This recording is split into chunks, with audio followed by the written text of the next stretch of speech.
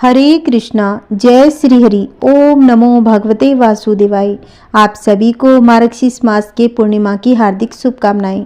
भगवान विष्णु की कृपा आप और आपके पूरे परिवार पर हमेशा बनाए रखे। आइए आज हम सुनेंगे मार्गशीर्ष मास की पूर्णिमा के दिन भगवान सत्यनारायण की कथा। मार्गशीर्ष के पूरे महीने में पूजा पाठ व्रत करने वालों के लिए पूर्णिमा का दिन सबसे श्रेष्ठ माना जाता है। इस दिन तीर्थ या किसी पवित्र नदी में स्नान करके दान करने से पापों का नाश होता है और इस दिन व्रत रखकर भगवान सत्यनारायण की कथा सुन लेने से सभी मनोकामनाएं पूर्ण होती है। तो आइए भक्तों, पूरी श्रद्धा प्रसन्नचित मन से आज इस कथा का आनंद लेते हैं। एक समय की बात है, नैमिषारण्य तीर्थ में शौनक आदि 88,000 ऋषि मुनियों ने श्री सूत जी से पूछा कि हे प्रभु, इस कलयुग में वेद विद्या रहित मनुष्यों को प्रभु भक्ति किस प्रकार मिल सकती है तथा उनका उद्धार कैसे होगा। हे मुनि श्रेष्ठ, कोई ऐसा तप बतलाइए जिससे थोड़े समय में ही पुण्य मिले और मनवांछित फल भी मिल जाए। इस प्रकार की कथा सुनने की हम इच्छा रखते हैं। सर्व शास्त्रों के ज्ञाता सूत जी बोले कि हे वैष्णव में पूज्य, आप सभी ने प्राणियों के हित की बात पूछी है, इसीलिए मैं एक ऐसे श्रेष्ठ व्रत को आप लोगों को बताऊंगा जिसे नारद जी ने लक्ष्मी नारायण जी से पूछा था और लक्ष्मीपति ने मुनि श्रेष्ठ नारद जी से कहा था। आप सब इसे ध्यान से सुनिए। एक समय की बात है, योगी राज नारद जी दूसरों के हित की इच्छा के लिए अनेकों लोकों में घूमते हुए मृत्यु लोक में आ पहुँचे। यहाँ पर अनेक योनियों में जन्मे हुए प्राय सभी मनुष्यों को अपने कर्मों के द्वारा अनेक दुखों से पीड़ित देखकर मन में सोचा कि किस यत्न के करने से निश्चय ही इनके दुखों का नाश हो सकेगा। नारद ऐसा मन में सोचकर विष्णु लोक को गए। वहाँ श्वेत वर्ण और 4 भुजाओं वाले देवों के इस नारायण को, जिसके हाथों में शंख चक्र गदा और पद्म थे तथा वरमाला पहने हुए थे, देखकर स्तुति करने लगे। हे भगवान, आप अत्यंत शक्ति से संपन्न हैं, मन तथा वाणी भी आपको नहीं पा सकती। आपका आदि मध्य और अंत नहीं है। निर्गुण स्वरूप सृष्टि के कारण भूत व भक्तों के दुखों को नष्ट करने वाले हो, आपको मेरा नमस्कार है। नारद जी से इस प्रकार की स्तुति सुनकर विष्णु भगवान बोले कि हे मुनि श्रेष्ठ, आपके मन में क्या है? आपका यहाँ किस काम के लिए आगमन हुआ है? निसंकोच कहो। तब नारद मुनि बोले, मृत्यु लोक में सब मनुष्य जो अनेक योनियों में पैदा हुए हैं, अपने कर्मों के द्वारा अनेक प्रकार के दुखों से दुखी हो रहे हैं। हे नाथ, मुझ पर दया रखते हो तो बतलाइए कि उन मनुष्यों के सब दुख थोड़े ही प्रयत्न से ही कैसे दूर हो सकते हैं। श्री भगवान जी बोले, हे नारद, मनुष्यों की भलाई के लिए तुमने बहुत ही अच्छी बात पूछी है।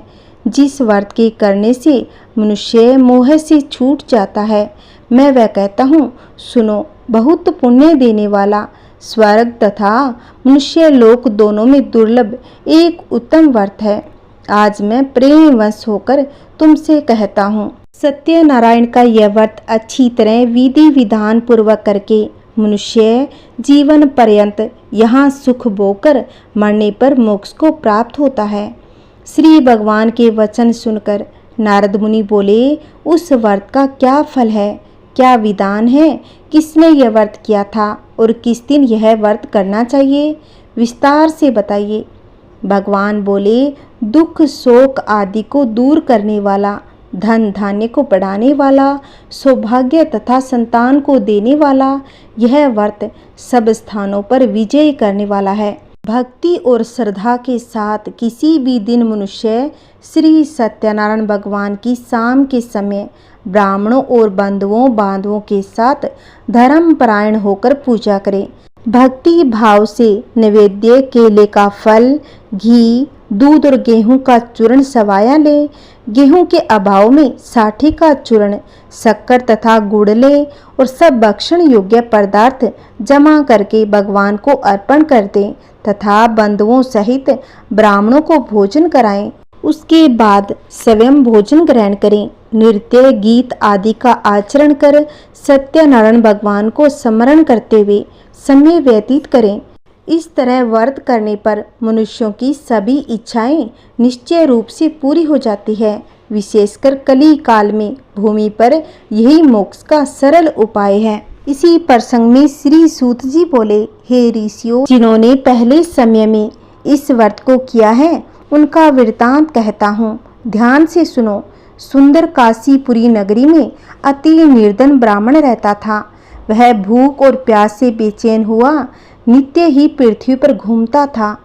ब्राह्मणों से प्रेम करने वाले भगवान ने ब्राह्मण को दुखी देखकर बूढ़े ब्राह्मण का रूप धरकर उसके पास जाकर आदर के साथ पूछा, हे वीरप, नित्य दुखी हुआ पृथ्वी पर क्यों घूमता है?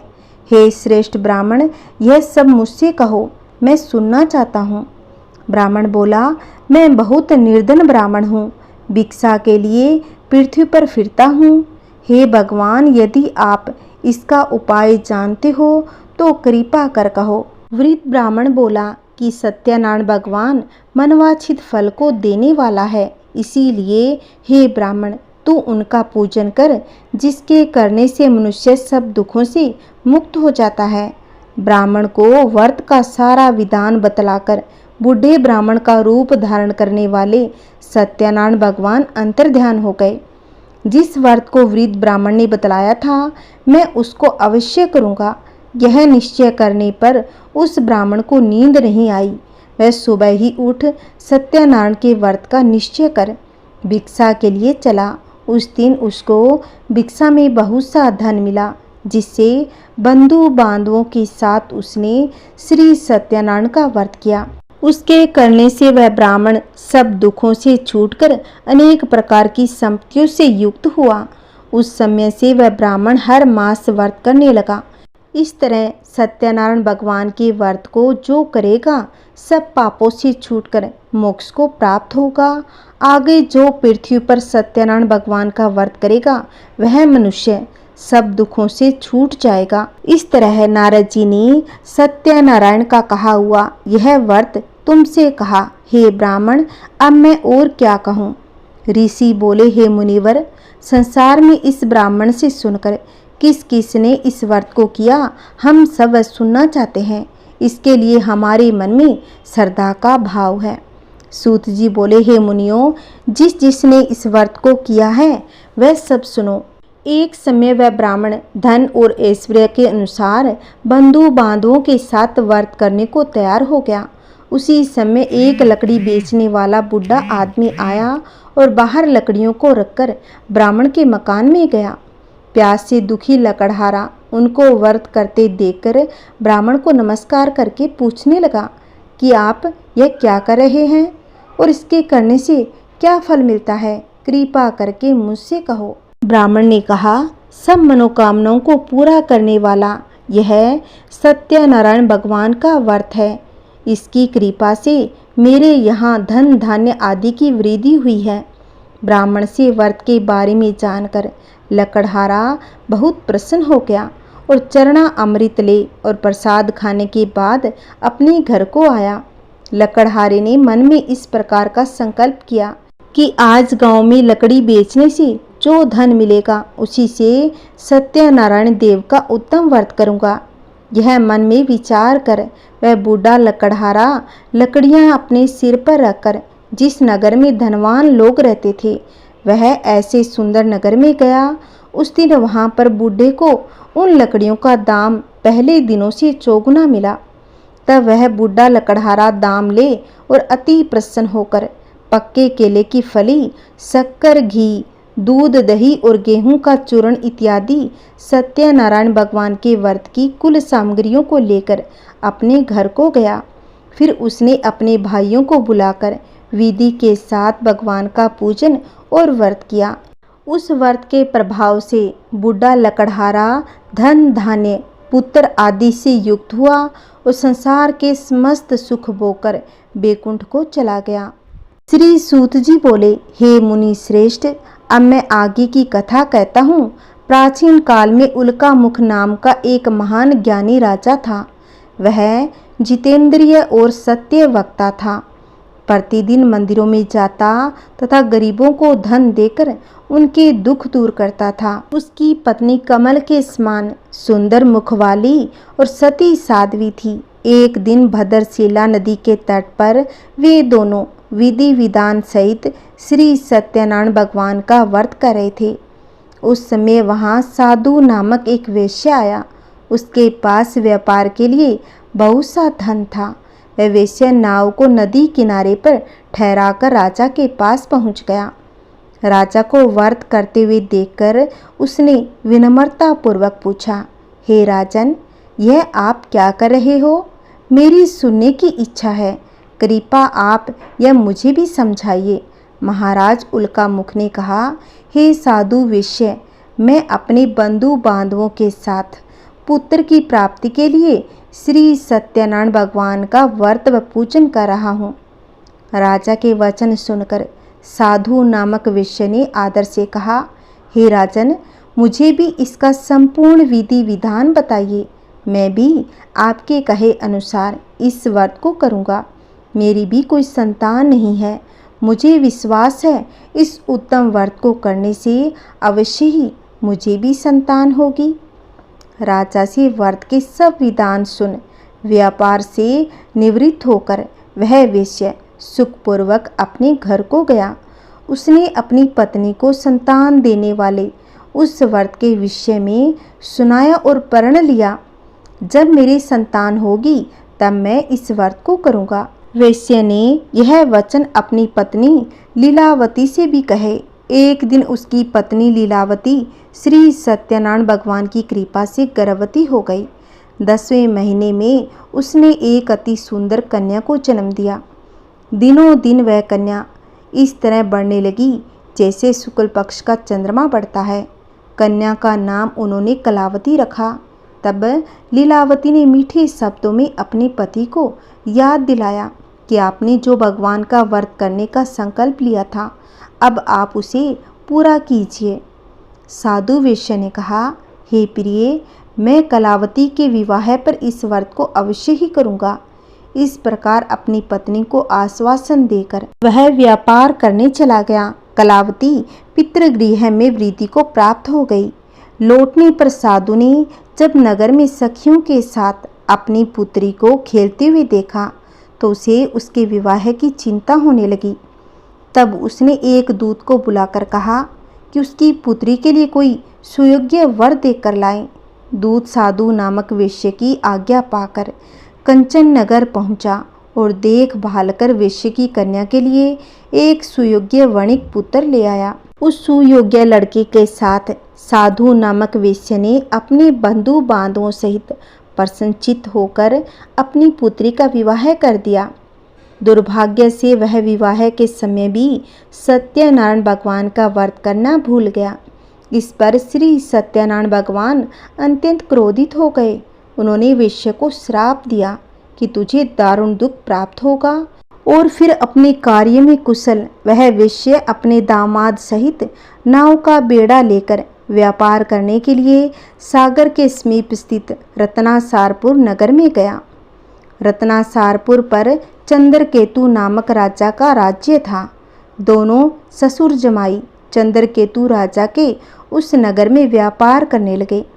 एक दिन भगवान सत्यनारायण की माया से प्रेरित एक चोर राजा चंद्रकेतु का धन चुराकर भाग रहा था। राजा के दूतों को अपने पीछे तेजी से आते देखकर चोर ने घबराकर राजा के धन को वेश्या की नाव में चुपचाप रख दिया, जहां वे ससुर जमाई ठहरे हुए थे, और भाग गया। जब दूतों ने उस वेश्या के पास राजा के धन को रखा देखा तो उन्होंने उन ससुर दामाद को ही चोर समझ लिया। वे उन ससुर दामाद को दोनों को बांध कर ले गए और राजा के समीप जाकर बोले, आपका धन चुराने वाले को हम दोनों चोरों को पकड़कर लाए हैं, देखकर आज्ञा दें। तब राजा ने बिना उस वेश्या की बात सुने उन्हें कारागार में डलवाने की आज्ञा दे दी। इस प्रकार राजा की आज्ञा से उनको कारावास में डाल दिया गया तथा उनका सारा धन भी छीन लिया गया। श्री सत्यनारायण भगवान के श्राप के कारण उस वेश्या की पत्नी लीलावती व उसकी पुत्री कलावती भी घर पर बहुत दुखी रहने लगी। उनका सारा धन चोर चुरा ले गए। मानसिक व शारीरिक पीड़ा तथा भूख प्यास से अति दुखी हो भोजन की आस में कलावती एक ब्राह्मण के घर गई। उसने ब्राह्मण को श्री सत्यनारायण भगवान का व्रत विधि पूर्वक करते हुए देखा। उसने कथा सुनी तथा श्रद्धा पूर्वक प्रसाद ग्रहण कर रात को घर आ गई। माता ने कलावती से पूछा, हे पुत्री, तू अब तक कहाँ रही? मैं तेरे लिए बहुत चिंतित थी। माता के शब्द सुन कलावती बोली, हे माता, मैंने एक ब्राह्मण के घर श्री सत्यनारायण भगवान का व्रत होते देखा और मेरी भी उस उत्तम व्रत को करने की इच्छा है। माता ने कन्या के वचन सुनकर सत्यनारायण भगवान के पूजन की तैयारी शुरू कर दी। उसने बंधुओं सहित श्री सत्यनारायण भगवान का पूजन व व्रत किया और वर मांगा कि मेरे पति और दामाद शीघ्र ही घर लौट आएं। साथ ही विनती की कि हे प्रभु, अगर हमसे कोई भूल हो गई हो तो हम सबका अपराध क्षमा करो। श्री सत्यनारायण भगवान इस व्रत से प्रसन्न हो गए। उन्होंने राजा चंद्रकेतु को स्वप्न में दर्शन देकर कहा, हे राजन, जिन दोनों वेश्यों को तुमने बंदी बना रखा है वे दोनों निर्दोष हैं। उन्हें प्रातः ही छोड़ दो। उनका सब धन जो तुमने लिया है उन्हें लौटा दो, अन्यथा मैं तुम्हारा राज्य, धन, पुत्र आदि सब नष्ट कर दूंगा। राजा से ऐसे वचन कहकर भगवान अंतर्ध्यान हो गए और फिर प्रातःकाल राजा चंद्रकेतु ने दरबार में सबको अपना स्वप्न सुनाया और सैनिकों को आज्ञा दी कि दोनों वेश्यों को कैद से मुक्त कर दरबार में ले आएं। दोनों ने आते ही राजा को प्रणाम किया। राजा ने कोमल वचनों से कहा, हे महानुभाव, तुम्हें अज्ञानतावश ऐसा कठिन दुख प्राप्त हुआ है। अब तुम्हें कोई भय नहीं, तुम मुक्त हो जाओ। इसके बाद राजा ने उनको नए नए वस्त्र आभूषण पहनाए तथा उनका जितना धन लिया था उससे दुगना लौटाकर आदर से विदा कर दिया। दोनों वेश्या अपने घर को चल दिए। सूत जी ने आगे कहा, वेश्या ने यात्रा आरंभ की और अपने नगर को चला। उनके थोड़ी दूर आगे बढ़ने पर दंडी वेशधारी श्री सत्यनारायण भगवान ने उसकी परीक्षा लेने हेतु उससे पूछा, हे वेश्य, तेरी नाव में क्या है? अभिमानी वणिक हंसता हुआ बोला, हे दंडी, आप क्यों पूछते हो? क्या धन लेने की कामना है? मेरी नाव में तो बेल के पत्ते भरे हैं। वैश्य के ऐसे वचन सुनकर दंडी वेशधारी श्री सत्यनारायण भगवान बोले, तुम्हारा वचन सत्य हो। ऐसा कहकर वे वहाँ से चले गए और कुछ दूर जाकर समुद्र के तट पर बैठ गए। दंडी महाराज के जाने के बाद वेश्या ने नित्य क्रिया से निवृत्त होने के बाद नाव को ऊंची उठी देखकर अचंभा किया तथा नाव में बेल पत्ते आदि देखकर मूर्छित तो जमीन पर गिर पड़ा। मूर्छा खुलने पर अति शोक करने लगा। तब उसके दामाद ने कहा, आप शोक न करें, यह दंडी महाराज का श्राप है, अतः हमें उनकी शरण में ही चलना चाहिए, वही हमारे दुखों का अंत करेंगे। दामाद के वचन सुनकर वह वेश्या दंडी भगवान के पास पहुंचा और अत्यंत भक्ति भाव से पश्चाताप करते हुए बोला, मैंने जो आपसे असत्य वचन कहे थे उनके लिए मुझे क्षमा कर दो। ऐसा कहकर वह शोकातुर होकर रोने लगा। तब दंडी भगवान बोले, हे वणिक पुत्र, मेरी आज्ञा से ही बार बार तुझे दुख कष्ट प्राप्त हुआ है, तो मेरी पूजा से विमुख हुआ था। तब उस वेश्या ने कहा, हे भगवान, आपकी माया को ब्रह्मा आदि देवता भी नहीं जान पाते, तब मैं मूर्ख भला कैसे जान सकता हूँ। आप प्रसन्न हो जाइए, मैं अपनी क्षमता के अनुसार आपकी पूजा करूँगा। मेरी रक्षा कीजिए और मेरी नौका को पहले के समान धन से परिपूर्ण कर दीजिए। उसके भक्ति से परिपूर्ण वचन सुनकर श्री सत्यनारायण भगवान प्रसन्न हो गए और उसकी इच्छा अनुसार वर देकर अंतर्ध्यान हो गए। तब ससुर व दामाद दोनों ने नाव पर आकर देखा कि नाव धन से परिपूर्ण है। फिर वह विधि विधान से भगवान सत्यनारायण का पूजन कर साथियों सहित अपने नगर को चला। जब वह अपने नगर के निकट पहुंचा तब उसने एक दूत को अपने घर भेजा। दूत ने साधु नामक वेश्या के घर जाकर उसकी पत्नी को नमस्कार किया और कहा, आपके पति अपने जमाता सहित इस नगर में समीप आ गए हैं। लीलावती उसकी कन्या कलावती उस समय भगवान का पूजन कर रही थी। दूत का वचन सुनकर साधु की पत्नी ने बड़े हर्ष के साथ सत्यनारायण भगवान का पूजन पूर्ण किया और अपनी पुत्री से कहा, मैं अपने पति के दर्शन को जाती हूँ, तो पूजन पूर्ण कर शीघ्र आ जाना।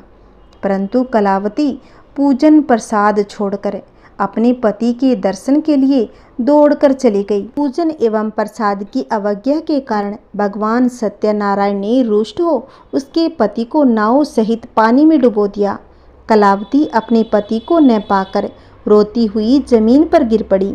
नौका को डूबा हुआ तथा कन्या को रोती हुई देख साधु नामक वेश्या गर्वित होकर बोला, हे प्रभु, मुझसे या मेरे परिवार से अज्ञानतावश जो अपराध हुआ है उसे क्षमा करें। उसके ऐसे वचन सुनकर सत्यदेव भगवान प्रसन्न हो गए। आकाशवाणी हुई कि हे वेश्या, तेरी पुत्री मेरा प्रसाद छोड़कर आई है, इसीलिए इसका पति अदृश्य हुआ है। यदि वह घर जाकर प्रसाद ग्रहण कर लौटे तो इसे इसका पति अवश्य मिलेगा। आकाशवाणी सुनकर कलावती ने घर पहुंचकर प्रसाद ग्रहण किया और फिर आकर अपने पति को पूर्व रूप में पाकर वह अति प्रसन्न हो गई तथा उसने अपने पति के दर्शन किए। तत्पश्चात साधु वेश्या ने वहीं बंधु बांधवों सहित सत्यदेव का विधि पूर्वक पूजन किया। वह इस लोक के सभी प्रकार के सुख भोगकर अंत में मोक्ष को प्राप्त हो गया। श्री सूत जी बोले, हे ऋषिगण, मैं एक और कथा कहता हूँ, आप सभी ध्यान से सुनो। सदा प्रजा के लिए चिंतित तुंगध्वज नाम का एक राजा था। उसने भगवान सत्यनारायण का प्रसाद त्याग कर बहुत कष्ट पाया। एक समय राजा वन में वन्य पशुओं को मारकर बड़ के वृक्ष के नीचे आया। वहां उसने ग्वालों को भक्ति भाव से बंधु बांधवों सहित श्री सत्यनारायण जी का पूजन करते देखा। परंतु राजा देखकर भी अभिमान के कारण न तो वहां गया, न ही सत्यदेव भगवान को नमस्कार किया। पूजन के बाद सभी गोपगण भगवान का प्रसाद राजा के समीप रखकर वहां से लौट आए और इच्छानुसार उन सभी ने भगवान का प्रसाद ग्रहण किया। इधर राजा को प्रसाद का परित्याग करने से बहुत दुख हुआ। उसका संपूर्ण धन धान्य एवं सभी 100 पुत्र नष्ट हो गए। राजा ने मन में यह निश्चय किया कि अवश्य ही भगवान सत्यनारायण ने हमारा नाश कर दिया है, इसीलिए मुझे वहाँ जाना चाहिए जहाँ श्री सत्यनारायण का पूजन हो रहा था। ऐसा मन में निश्चय करके वह राजा गोपगणों के समीप गया और उसने गोपगणों के साथ भक्ति श्रद्धा से युक्त होकर विधि पूर्वक भगवान सत्यदेव की पूजा की। भगवान सत्यदेव की कृपा से वह पुण्य धन और पुत्रों से संपन्न हो गया तथा इस लोक में सभी सुखों का उपभोग कर अंत में सत्यपुर बैकुंठ लोक को प्राप्त हो गया। श्री सूत जी कहते हैं, जो व्यक्ति इस परम दुर्लभ श्री सत्यनारायण के व्रत को करता है और पुण्यमयी तथा फल प्रदायिनी भगवान की कथा को भक्ति युक्त होकर सुनता है, उसे भगवान सत्यनारायण की कृपा से धन धान्य आदि की प्राप्ति होती है। दरिद्र धनवान हो जाता है, बंधन में पड़ा हुआ बंधन से मुक्त हो जाता है, डरा हुआ व्यक्ति भय से मुक्त हो जाता है। यह सत्य बात है, इसमें संदेह नहीं। इस लोक में वह सभी इच्छित फलों का भोग प्राप्त करके अंत में सत्यपुर बैकुंठ लोक को प्राप्त होता है। श्री सूत जी बोले, हे ब्राह्मणों, इस प्रकार मैंने आप लोगों से भगवान सत्यनारायण के व्रत को कहा, जिसे करके मनुष्य सभी दुखों से मुक्त हो जाता है। कलयुग में तो भगवान सत्यदेव की पूजा विशेष फल प्रदान करने वाली है। भगवान विष्णु को ही कुछ लोग काल, कुछ लोग सत्य, इस देव को कोई सत्यनारायण कहते हैं। ये अनेक रूप धारण करते हैं, ये सभी मनोरथों को पूर्ण करते हैं। ये सनातन कलयुग में सत्य देव के रूप में अवतरित होंगे। श्रेष्ठ मुनियों, जो मनुष्य नित्य इसका पठन या श्रवण करता है, भगवान सत्यनारायण की कृपा से उसके सभी दुख कलेश दूर हो जाते हैं। बोलिए श्री सत्यनारायण भगवान की जय। आइए भक्तों, अब हम सुनेंगे श्री सत्यनारायण भगवान की आरती। जय लक्ष्मी रमणा स्वामी, जय लक्ष्मी रमणा, सत्यनारायण स्वामी, सत्यनारायण स्वामी, जनिपातक हरणा, जय लक्ष्मी रमणा। रतन जड़ित सिंहासन, अद्भुत छवि राजे, स्वामी अद्भुत छवि राजे, नारद करत निरंजन, नारद करत निरंजन, घंटावन बाजे, जय लक्ष्मी रमणा। परकट भय कलि कारण, द्विज को दर्श दियो, प्रभु द्विज को दर्श दियो, बूढ़ो ब्राह्मण बन कर, बूढ़ो ब्राह्मण बन कर, कंचन महल कियो, जय लक्ष्मी रमणा। दुर्बल भील कठारो, जिन पर कृपा करी, प्रभु जिन पर कृपा करी, चंद्रचूड़ एक राजा, इनकी विपत्ति हरी, जय लक्ष्मी रमणा। वेश्य मनोरथ पायो, श्रद्धा तज दिन ही, प्रभु श्रद्धा तज दिन ही, सो फल भोग्यो प्रभु जी, सो फल भोग्यो प्रभु जी, फिर स्तुति कीनी, जय लक्ष्मी रमणा। भाव भक्ति के कारण, छिन छिन रूप धर्यो, प्रभु छिन छिन रूप धर्यो, श्रद्धा धारण किन्ही, श्रद्धा धारण किन्ही, तिनको काज सरो, जय जय लक्ष्मी रमणा।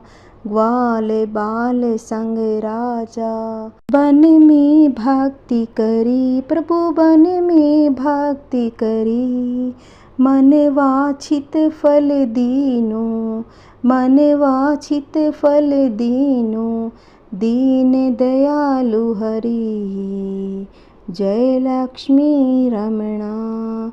चढ़त प्रसाद सेवायो, कदली फल मेवा, प्रभु कदली फल मेवा, धूप दीप तुलसी से, धूप दीप तुलसी से, राजी सत्य देवा, जय जय लक्ष्मी रमणा। सत्यनारायण की आरती जो कोई नर गावे, प्रभु जो कोई नर गावे, तन मन सुख संपत्ति, तन मन सुख संपत्ति, मन वांछित फल पावे, जय जय लक्ष्मी रमणा, जय जय लक्ष्मी रमणा। सत्यनारायण स्वामी, जनिपातक हरणा, जय जय लक्ष्मी रमणा,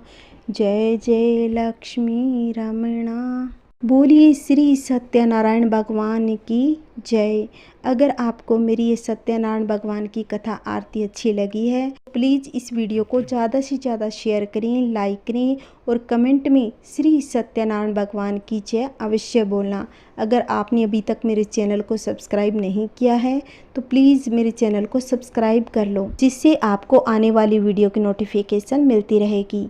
बोलिए श्री सत्यनारायण भगवान की जय।